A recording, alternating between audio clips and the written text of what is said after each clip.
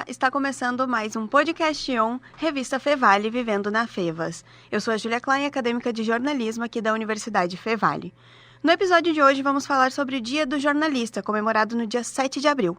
E para falar com a gente está com o coordenador do curso de jornalismo, Alisson Coelho. Seja bem-vindo. Muito obrigado, Júlia. Então, Alisson, na tua opinião, vamos começar falando um pouquinho do papel do jornalista, né? Qual seria o papel social do jornalista? Eu acho que esse papel ele foi mudando ao longo do tempo, né? O jornalismo tinha uma função primordial de mediar o espaço público, né? Trazer à luz da sociedade as grandes discussões, aquilo que as pessoas teoricamente não teriam acesso de outra forma, né? Colocar em pauta aquilo que a sociedade precisava. Hoje em dia, com as redes sociais, a gente vê que a própria sociedade em si ela consegue fomentar os debates a partir dela mesma.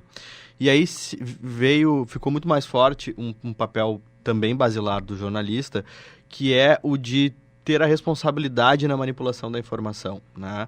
Hoje a gente sabe que está crescendo o consumo de notícias novamente, depois de um período até de declínio, porque as pessoas já não sabem muito no que confiar em termos de informação, né? As pessoas já não sabem a quem recorrer na hora de consumir informação, porque boa parte da informação que circula, boa parte dessas discussões propostas pela sociedade, são discussões que elas não têm base, elas não são factuais, elas não são verdadeiras em grande medida. Então o jornalista hoje, ele tem essa função primordial de dizer para as pessoas, né, da informação que circula, qual é a informação que de fato ele pode confiar para tomar suas decisões na vida. Isso vale para enfrentar o trânsito às 6 da tarde para chegar na Fevale, ou vale para você votar em alguém e manter a sua democracia estável, né? Então, o jornalista hoje ele tem essa função de manipular a informação, e manipular no sentido de mexer com ela, né? Mas trabalhar a informação com responsabilidade. E isso vale também para qualquer lugar que ele esteja, porque hoje o jornalista ele está na redação, mas ele está numa assessoria de comunicação, ele está numa agência de reputação, ele está trabalhando na iniciativa privada ou numa organização sem fins lucrativos ou num órgão público, muitas vezes trabalhando a informação de uma outra forma que não numa redação. Ainda assim, essa responsabilidade absurda que a gente tem de informar as pessoas, ela se mantém intacta. Com as questões das redes sociais acabam vindo muitas fake news, né? Como os jornalistas ou até os estudantes podem combater, então, as fake news e para que os portais, os veículos de comunicação tenham mais credibilidade? Na pesquisa em jornalismo, e os professores assim que pesquisam o mesmo tema, a gente fala dos códigos deontológicos do jornalismo, né? Porque o jornalismo ele tem uma forma de produzir a informação que traz a credibilidade, traz a confiabilidade, checando, né? Ouvindo as mais diferentes vozes que fazem parte daquele debate que ele está cobrindo. Então, esses códigos todos garantem que a gente tem uma informação de qualidade. A gente combate desinformação fazendo boa informação. Acho que isso é o primeiro ponto, assim, né? A primeira coisa que a gente tem que ter em mente é que a gente tem que fazer bem feito o nosso trabalho, né? Professor Marcos Santuário, que está aqui, e eu, já desde muito tempo, a gente trabalha muito a noção de crítica do jornalismo, né? De olhar o jornalismo com um olhar crítico mesmo, né? Mas não no sentido de demonizá-lo, mas de melhorar os processos. Então, o primeiro ponto que me parece importante é que a gente melhore os nossos processos, né? Que a gente produza boa informação. Produzindo boa informação, a gente já consegue, em boa medida, usá-la para combater a desinformação. A gente combate a desinformação com boa informação. E depois, claro, tá atento, né? Tá atento aos debates que a sociedade está propondo, ao que interessa às pessoas, buscando formas de fazer a informação correta chegar nelas. Não existe bala de prata nem fórmula mágica para combater a desinformação, porque ela circula de formas variadas em diferentes plataformas, ela é produzida a partir de diferentes processos, então, assim, não existe criar uma lei. E acho que a gente precisa de uma lei que pense desinformação, mas com certeza não vai ser a lei que vai resolver o problema. O que vai resolver o problema é a gente fazer circular informação confiável. E com esses avanços tecnológicos das redes sociais ou próprios portais, né, usando mais os seus sites do que muitas vezes o impresso, quais foram as principais mudanças no jornalismo em si e até no currículo? A gente está entrando com um currículo novo esse ano, mas a gente tem um currículo rodando que foi formulado e foi implementado a partir de 2019, então ele também é super recente. Então a gente tem 2 currículos e ambos são extremamente recentes. É claro que os currículos dos cursos foram mudando ao longo do tempo, pensando a tecnologia e os usos. muita coisa mudou no jornalismo também, na forma de produzir, na forma de fazer circular informação, na forma de chegar aos públicos. Me parece que hoje uma das coisas mais importantes é que a gente tem essa capacidade de hipersegmentar públicos e falar com nichos muito específicos, que décadas atrás a gente falava para públicos mais amplos especificamente, né? Então a gente hoje produz informação muito teleguiada para consumidor, a gente hoje tem como medir quem é o nosso público, onde ele está, o que ele gosta, então a gente começa a produzir informação hipersegmentada. Mas ao mesmo tempo que muita coisa mudou, a gente volta à pergunta anterior. Tem uma base do currículo de jornalismo que ela não muda e muitas vezes a gente até olha para ela para retomar disciplinas que talvez tenham perdido um pouco de espaço ao longo do tempo. Porque a gente começa a falar muito de múltiplas plataformas, jornalismo no TikTok, sei lá. As plataformas, elas mudam, elas vão continuar mudando. O Facebook foi extremamente forte 5, 6 anos atrás. Hoje ele está em decadência, digamos assim. A plataforma Facebook, não a empresa, não a Meta, né? Porque as plataformas mudam. Mas existe toda uma parte básica do curso que ela nunca vai mudar. A gente eternamente vai ter que ter uma disciplina de legislação e ética.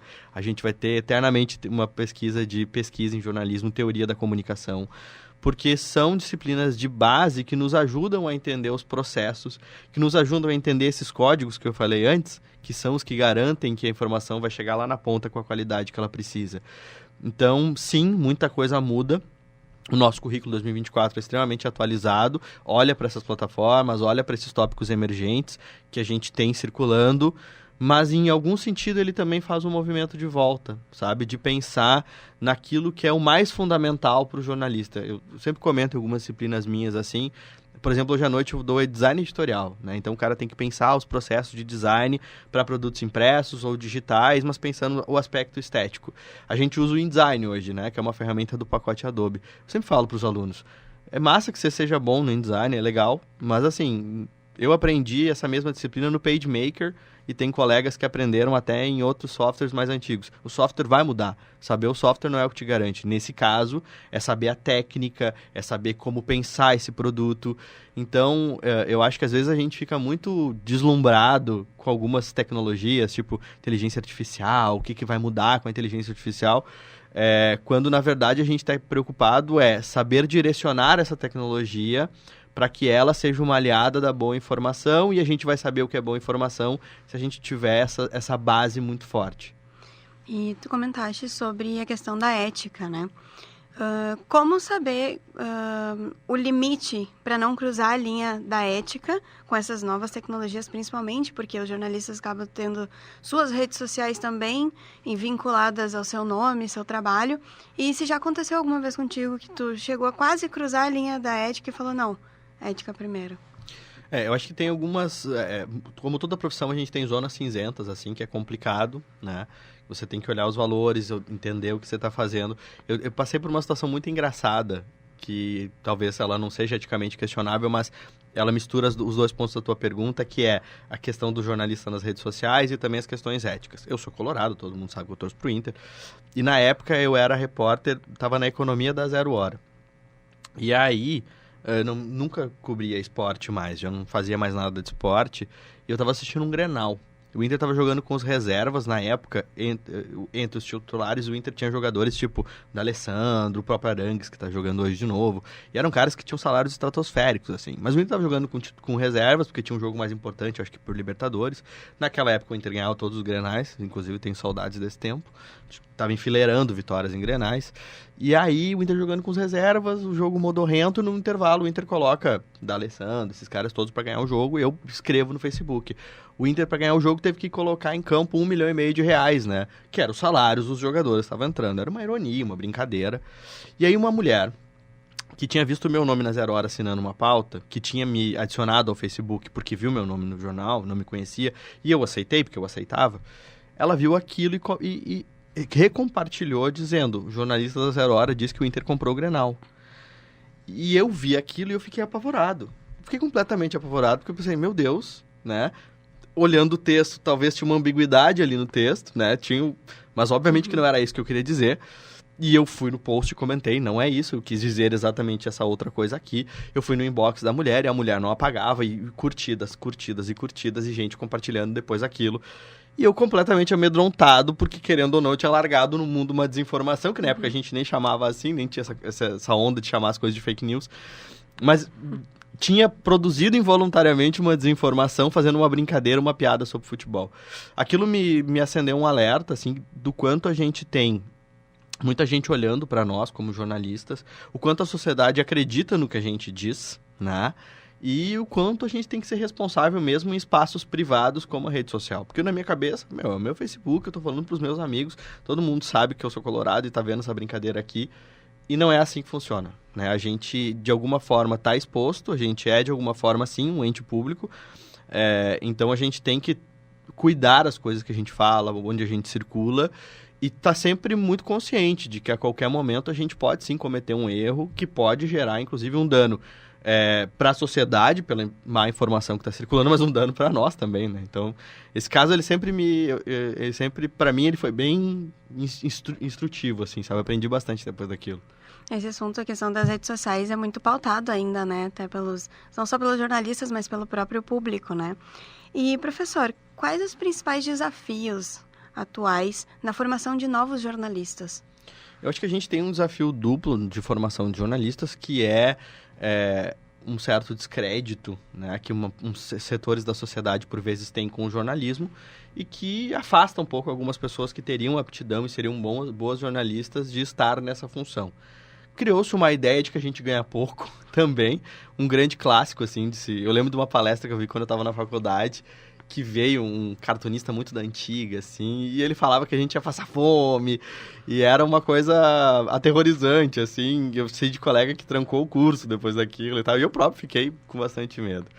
Jornalismo, como qualquer outra profissão, tem gente que ganha bem, tem gente que ganha mal, então a gente tem esse desafio de formar de pessoas que queiram ser jornalistas, né? Que queiram de fato trabalhar com informação e fazer disso a sua vida. Tem esse primeiro desafio que fazer jornalismo é muito legal. A gente tem um curso que é extremamente interessante, que abre muitos horizontes e a cabeça das pessoas, não só para serem jornalistas, mas para serem cidadãs melhores. Então, a gente tem uma formação que ela é extremamente interessante. Se ganhar bem ou ganhar mal vai depender de ti, do teu esforço, dos caminhos, de saber aproveitar as oportunidades. Então, tem esse primeiro desafio de atrair gente para ser jornalista. E aí, depois, sim, estando a pessoa no curso, tem o desafio de fazê-la entender que tecnologia é massa, você tem que fazer, é importante, mas primeiro você tem que ralar um pouco para aprender essa parte mais básica de ética, de construção da informação, de saber que informação chega de todo lado, mas que a informação que a gente trabalha, a gente vai trabalhar de um jeito que ele é muito mais complicado. Porque hoje em dia todo mundo produz informação, né? Todo mundo está ali na rede social produzindo. O jeito que a gente produz dá muito mais trabalho.